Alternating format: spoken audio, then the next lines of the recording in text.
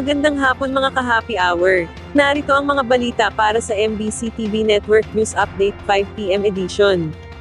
Senator Bongo, handang humarap sa ICI hinggil sa pagdawit sa kanya sa mga diskaya. Yan ang MBC TV Network News ni Raymond Dad Paas. Nagpahayag ng kahandaan si Senador Christopher Bongo na humarap at makipagtulungan sa Independent Commission on Infrastructure o ICI upang sagutin ang ibinibintang sa kanya na may connection siya sa mga contractors na mag-asawang Curly at Sara Diskaya. Ayon kay Go, makipagtulungan ito sa investigasyon ng ICI dahil wala naman umano itong itinatago. Giit ng senador ay malinis ang kanyang konsensya at nakapatay lamang ito sa katotohanan.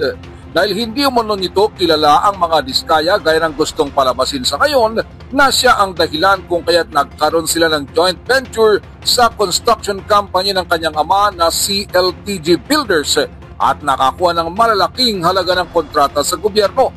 Sabi ni Go, 2019 pa huli nagkaroon ng kontrata ang kumpanya ng kanyang ama kaya't nang pumasok ang kasalukuyang administrasyon ay sarado na ang kanilang kumpanya.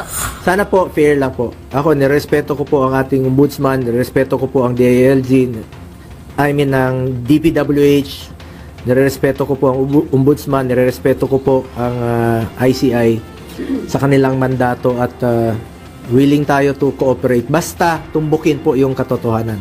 The truth lang po. Doon lang tayo sa katotohanan at hindi tayo magkakamali. Sa totoo lang po tayo. Paniwala ng senador ang pilit na pagdawit sa kanya sa mga Diskaya ay para lang pagtakpan kung sino ang totoong mastermind sa mga anomalya sa flood control project. Diin ni Go, ang nangyayari ngayon ay bahagi ng naisin na ma-eliminate lahat ang mga malalapit sa administrasyon ni dating Pangulong Rodrigo Duterte. Sigurado, kasi sabi ko nga, unti-unti na kaming ni-eliminate. Identified with the past President Duterte, eliminate. Taong bayan na po ang humusga. Alam niyo naman kung sino yung nagtatrabaho. Alam niyo naman kung sino yung nagsiservisyo lang ng tama. At alam niyo po kung sino yung talagang totoong nagmamalasakit at nagmamahal sa Pilipino. Para sa MBC TV Network News, ito si Raymond Dad Paas ng DZRH, una sa Pilipinas, una sa Pilipino.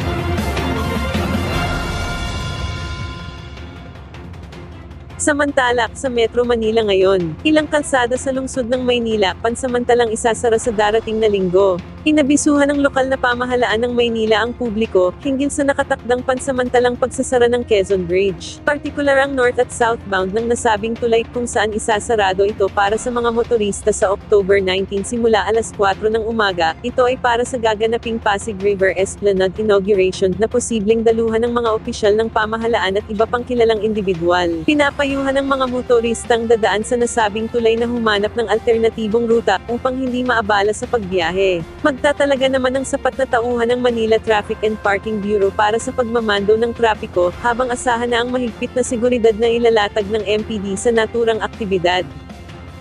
Ating alamin ang mga latest update mamayang alas 5:30 ng hapon sa programang Metro Manila Ngayon, Afternoon Edition. Bago tayo magtapos, narito na ang Christmas countdown ngayong araw ng Biyernes. 69 days na lang, Pasko na. At yan ang mga balita para sa MBC TV Network News Update 5 PM edition. Samahan ninyo kami bukas mula alas 9 ng umaga hanggang alas 5 ng hapon.